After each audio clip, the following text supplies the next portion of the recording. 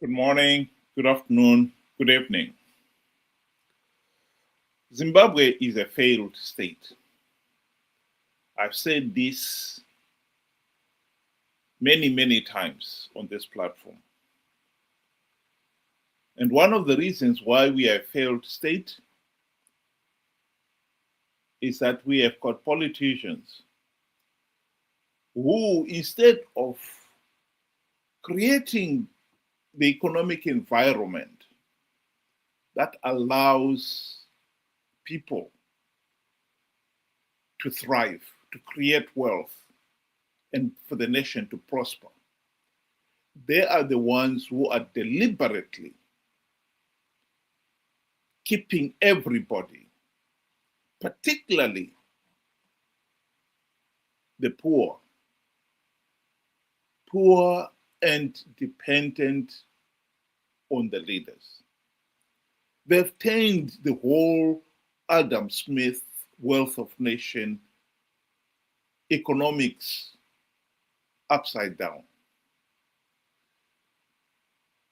In his book, The Wealth of Nation, Adam Smith argued, and rightly so too, that prosperity,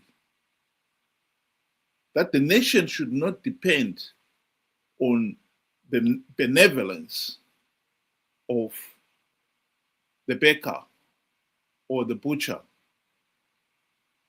or the brewer for their meal. Those individuals should be incentivized to provide us with the bread, the beer, and the meat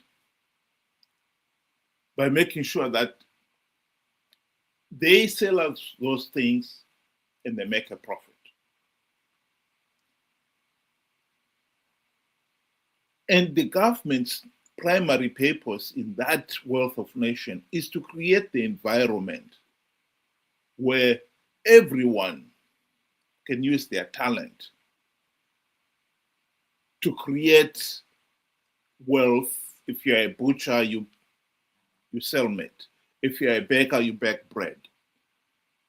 And people will be trading and making everybody rich. But in a country like Zimbabwe, government has abandoned that role. Government is the one that is deliberately keeping millions of our people poor. And then they become the big, generous individuals giving hampers, maize seed, etc., to the poor once in a while. This is so wrong. And I think people must fight it, must fight to end it. Because we cannot have a situation where the nation is being kept deliberately poor for selfish political gain. Welcome to the program, Ben. Good day to you and good day to our viewers. Thank you for joining us. This situation here reminds me of the hardship of 2007, 2008, thereabout, where we all know we had no commodities in the stores and the shops. And each time when we saw, a truck maybe carrying flour, mealie meal, sugar, you know, people were filled with joy and would run after the truck trying to find where exactly it's being offloaded and try and queue up. That was not normal, but people shared the joy of seeing that truck. And it can be likened today where when political players give small little donations, they expect people to be happy and excited about these donations. Again, this is not normal. In a normal environment, in a normal country where everything is working, you don't have to go through all that. It's there. It's normal to just go and get your own bread in, it's normal to go and buy your own chicken in. It's normal to work for your own provisions. But in Zimbabwe, the abnormal has turned to normal, which is not right.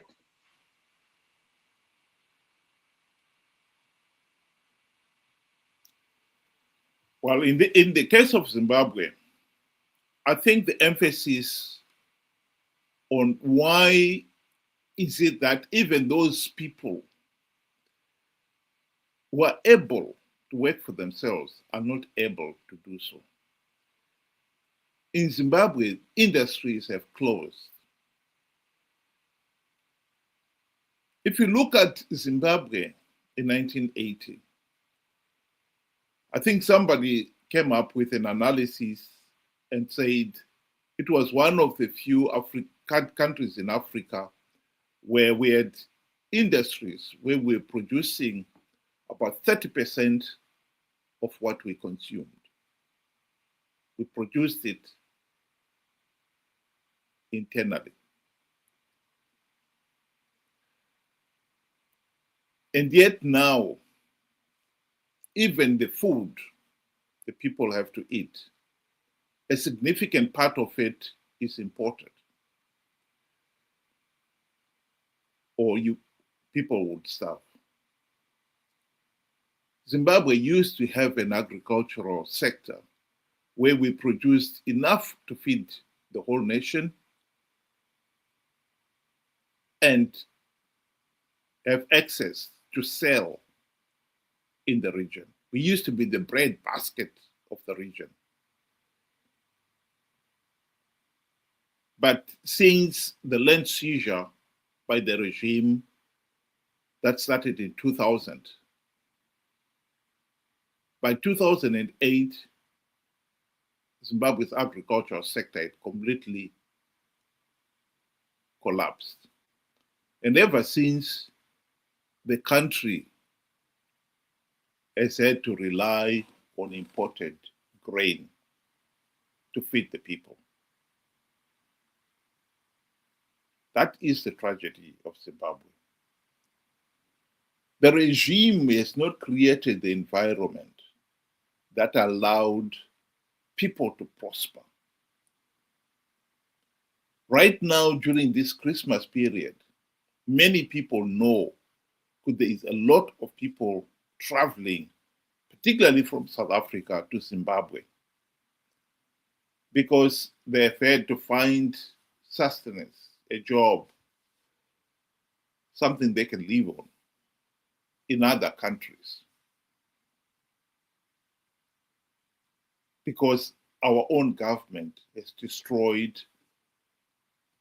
the economic means for the ordinary people to earn a decent living.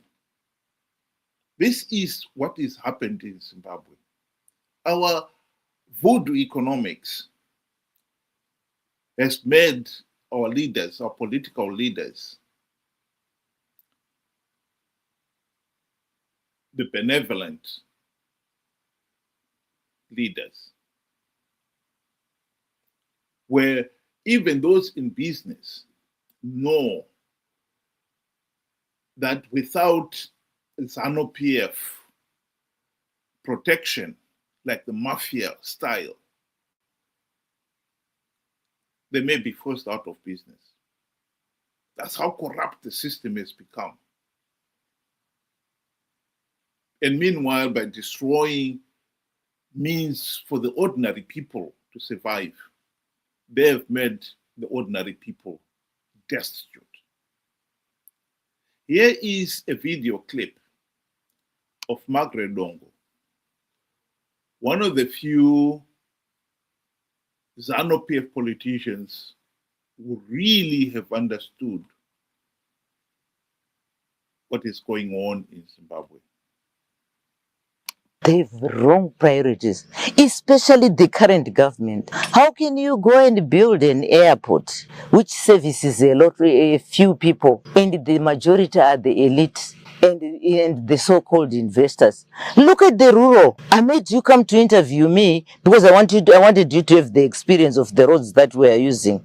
If we go today to our hospital there, you feel pity with that's a hospital in a rural area. If we go to our clinic, you feel pity. We have no piped water here. Do you know the reason why the rural people vote for ZANU-PF? One, they're intimidated. Two, the policy is that the rural people should remain poor and subservient to the government. They should remain poor because if they remain poor, they continue singing the song for their master. This is why these people have been impoverished. It's for a reason. Because at the moment, if you economic empower these people, they'll go out of hand. ZANU-PF will never have control over them.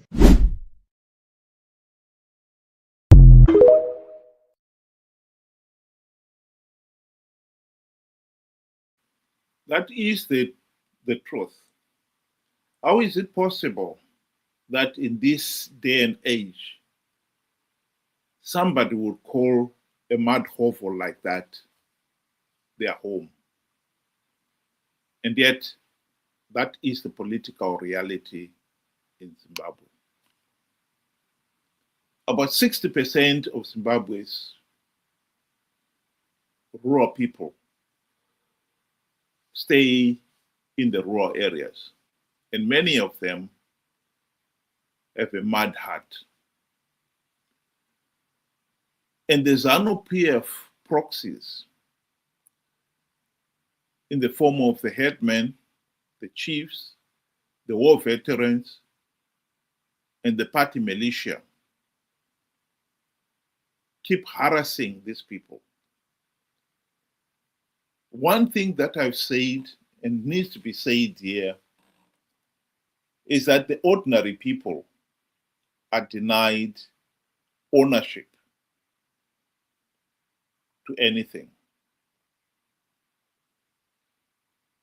Adam Smith talked about the economic empowerment means giving people title deeds, property, to own property, making sure that the laws function, and so forth.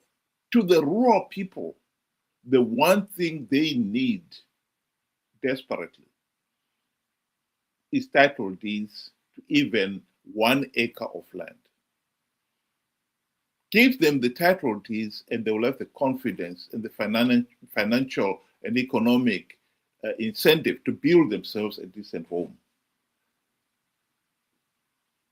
The white regime before independence refused to give people, the rural people, title deeds. The land in the rural areas was owned communally. That's why it's called communal areas, or sometimes called tribal trust lands. It was held in trust. No one in particular owned it. And this was done deliberately. The white regime did not want to economically empower the blacks because they feared that an economically empowered black person would next want political power too. And when ZANU-PF took over, they too have stubbornly refused to give people title deeds, even 1 acre of land. And the irony is, they, the political leaders themselves, own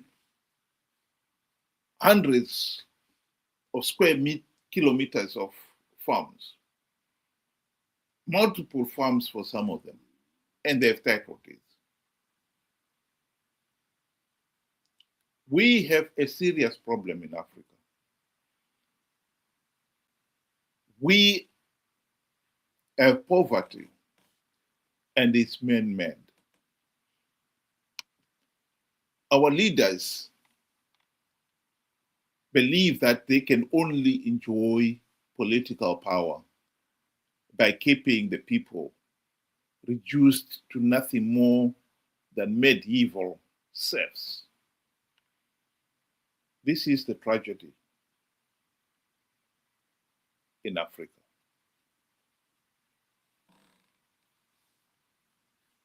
I mean, no doubt 2025 has seen a huge leap in handouts. I mean, we have seen cars being distributed like no other previous year. You know, basically it was go and see Victor or ZANU PF, giving all manner of leagues and associates, and there were so many cars given. And then you look at the ratio at what were the people given in, as well. People were given a total of 10 ambulances to share across the whole country, and then you look at the ratio to say, how does that work?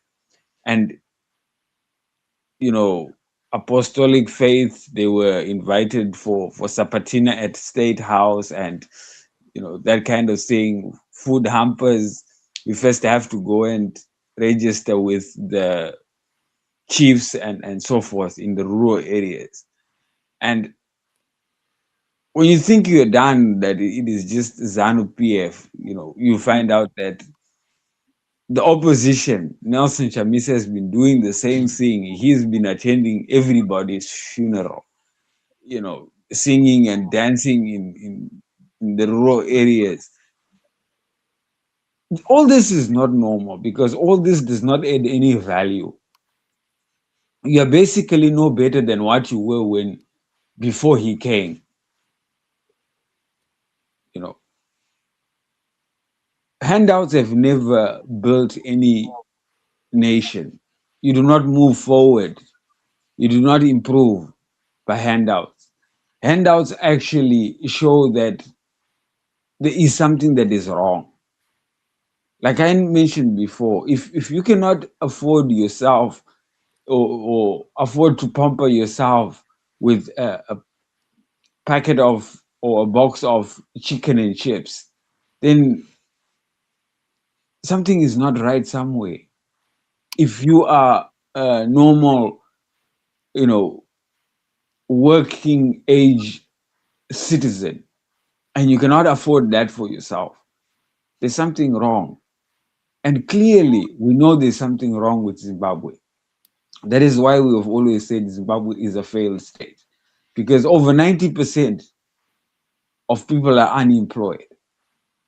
So government and even the opposition have realized that the people are poor, and to get their minds off the reason or who is to blame for that, let us get them excited by giving them free hampers. Let us get them excited by giving them a free cup and a free plate. You're not fixing the problem. You are only just suppressing it. And once you start going the route where you have to bribe and, pay your way out of certain situations, it does not stop, because the problem is not being solved. So I bet we are going to be seeing more of 25 in 2026. There's going to be more and more cars, because already they had a target of 700 cars that they were supposed to give to the army, and they gave, I think, maybe about 100 or so.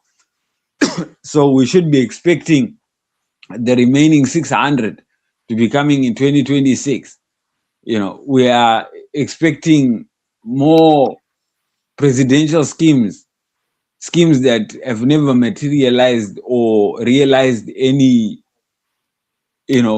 profit or development community wise. So we are going to see more and more spending.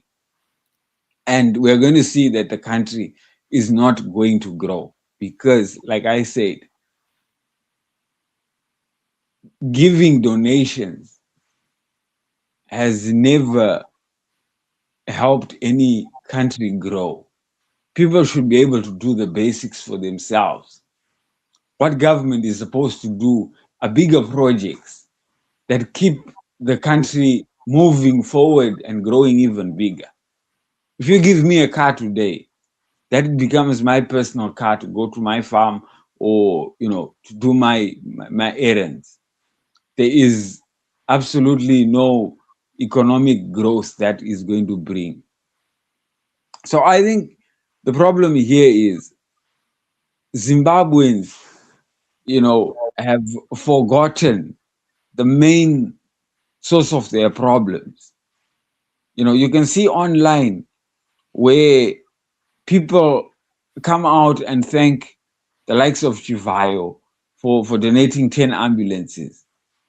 But they forget that he was part and parcel of rigging the 2023 elections that denied them their fundamental right. That debate is ongoing. ZANU PF with their Sapatina giving away chicken and chips. Other people are saying that is a very good thing. Others are saying it is all nonsense. But that again, it is not normal for government to be doing such acts.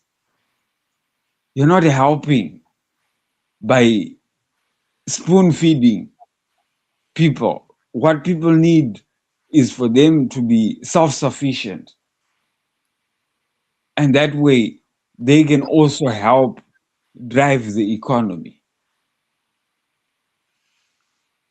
As we're about to enter into 2026, I don't think it's going to be a miracle just because we have entered 2026 and everything is just going to be all anew. I think we're just going to see an increase of what 2025 had to offer, which is government giving away cars, the likes of Chivayo and other, gold mafia dealers. They will be spending even more just to keep us, quiet and avoiding to ask the relevant questions, the bigger questions that really, really needs to be asked. So I think we are where we are because of our own failure as a people to realize that all this here is not normal. It's just not normal. Well, I'd like to give Adam Smith the last say in this. In his argument, the essence of Adam Smith is that economic wealth is not generated by us, the consumers, depending on the benevolence of the butcher, the baker, and so forth, but in making sure that those people are incentivized to make a profit. By the same token, we have to wake up to the reality that we have created a political system where the ruling elite are now incentivized to keep us, the masses particularly, poor and dependent on them. We will never prosper as a nation from handouts. That is a reality. That is a fact.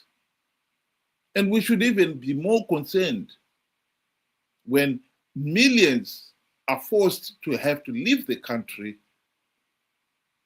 in search of a living, because all the country's ability to produce wealth have been stifled by the ruling elite.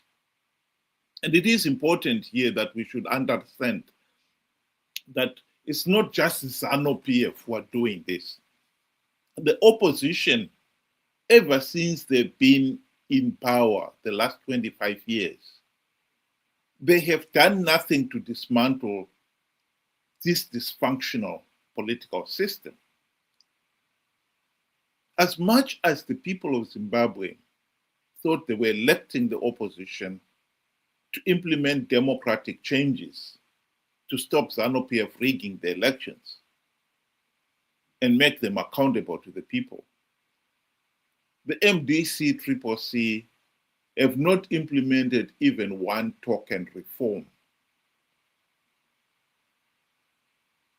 And ever since the GNU debacle of 2008 to 2013, they have participated in flawed elections to give ZANU-PF legitimacy.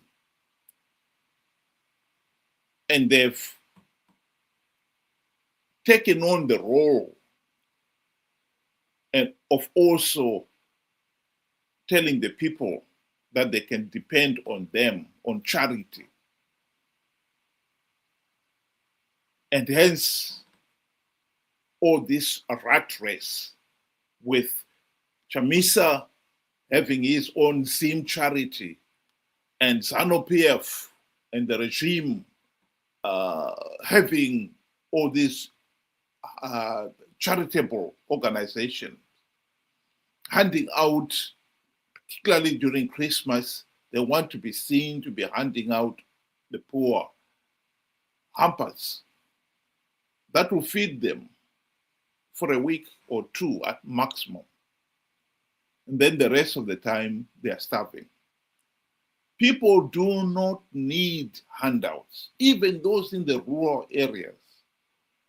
Give them title deeds to the land, and they will be able to do something with it for themselves. That message must be made very clear.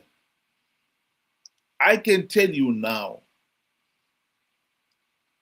that if people had title deeds to the land in the rural areas, even their relatives who live in urban centers will be incentivized to build a decent house, knowing fully well that even if they should want to leave, they can sell it. Why is the regime refusing them to give them title deeds? And why is the opposition saying nothing about it? They've been now on the political platform for 25 years.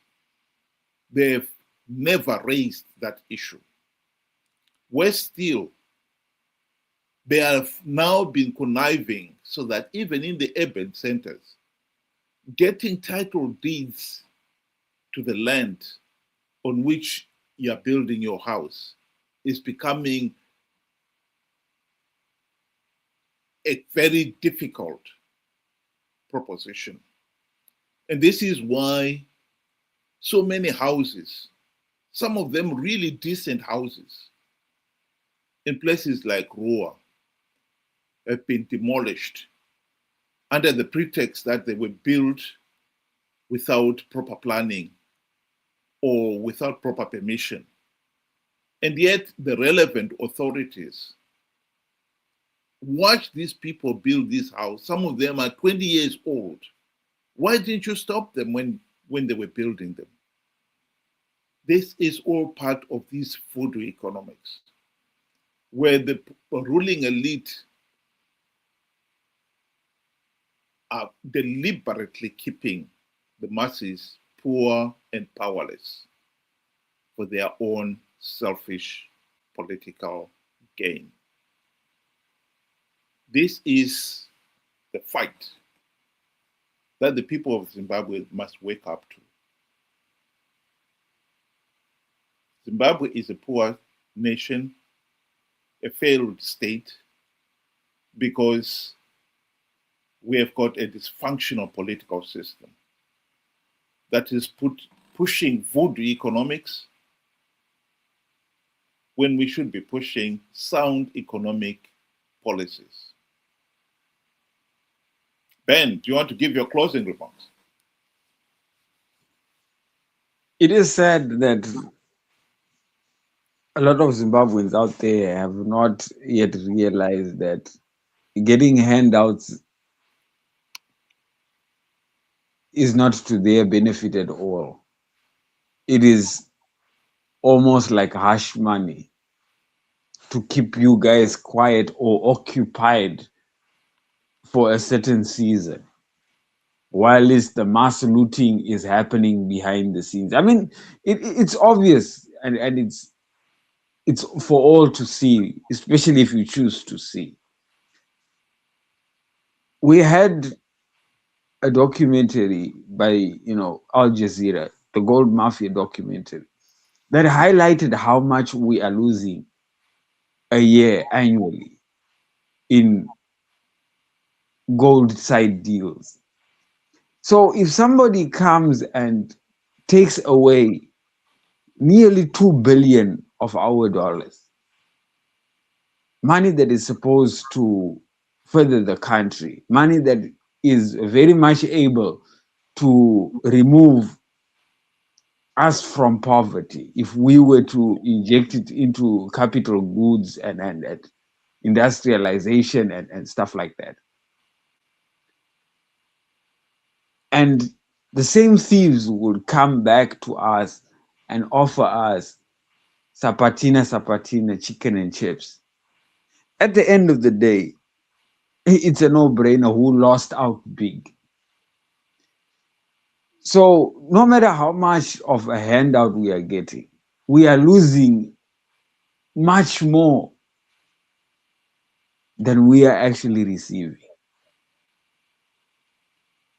Our hospitals are all but broken down. There are no medicines. The staff are poorly paid.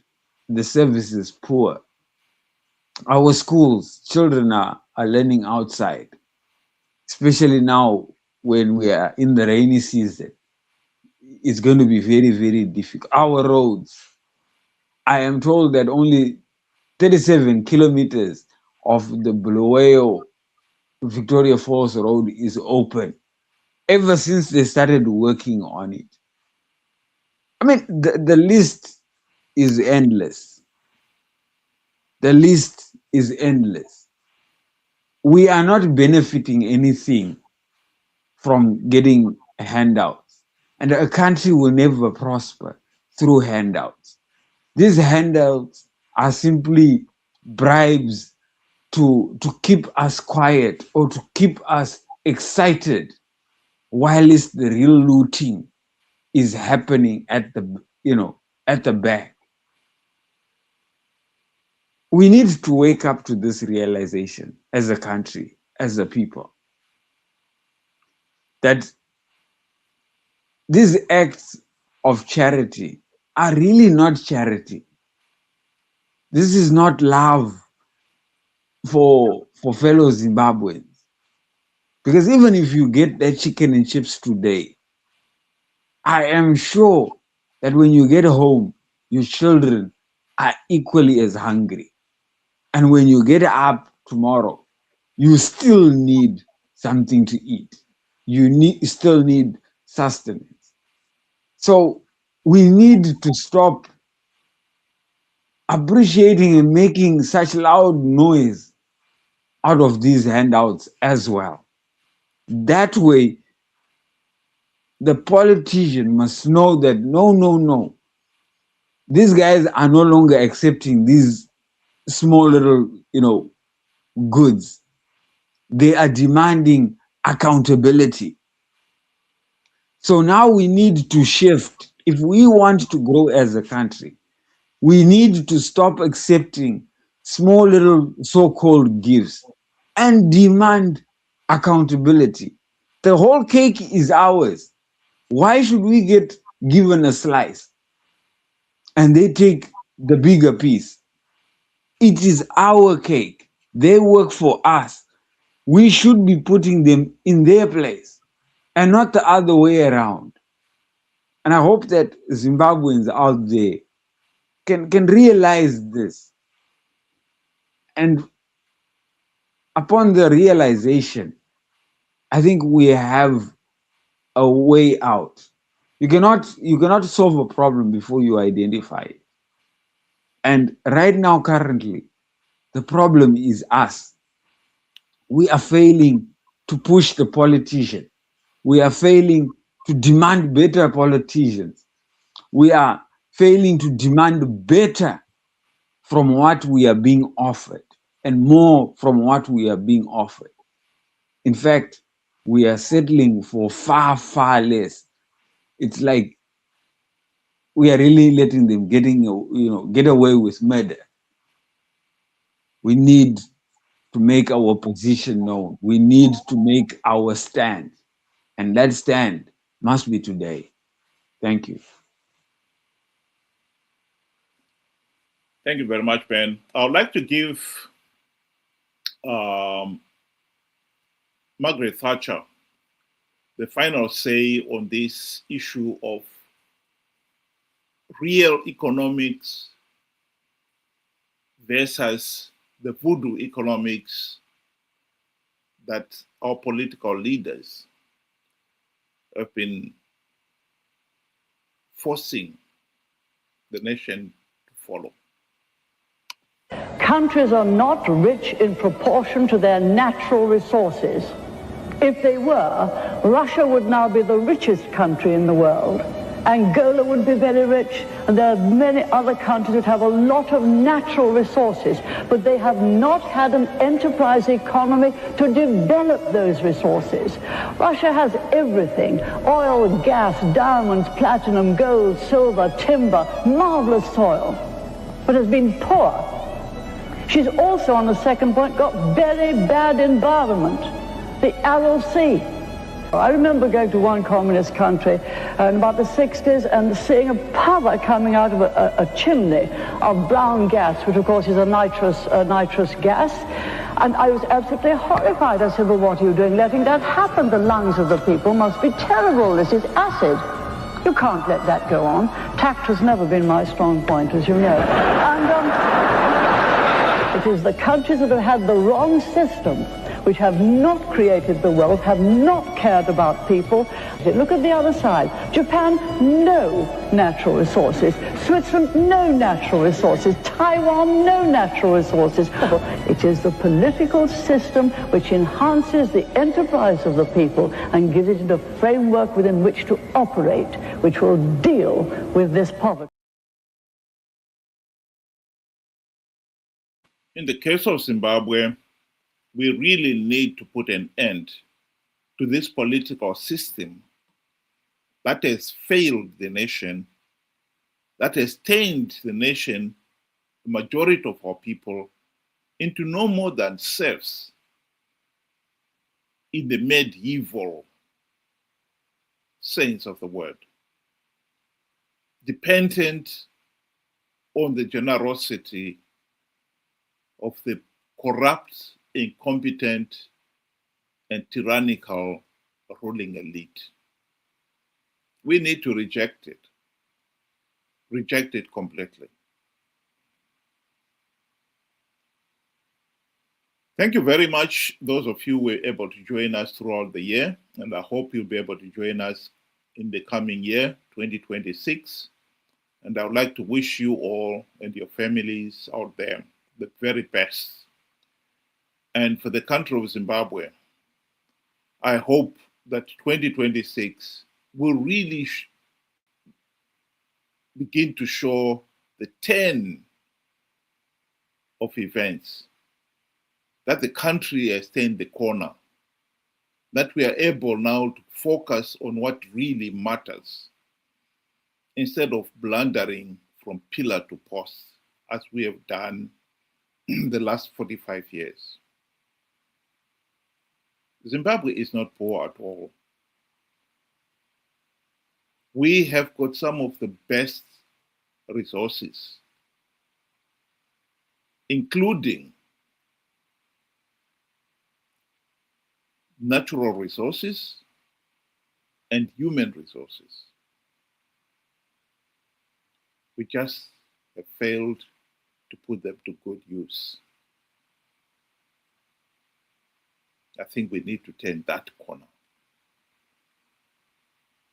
It is not impossible.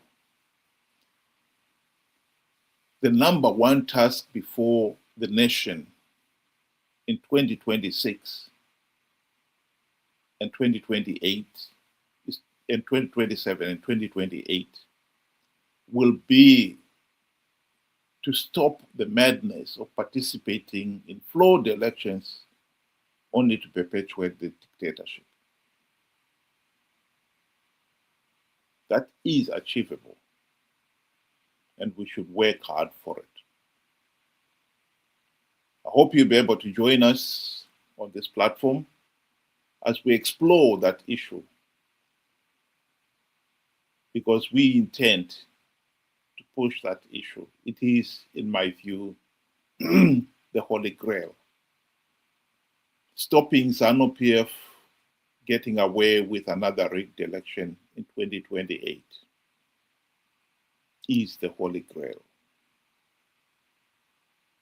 Happy New Year to everybody. Good night.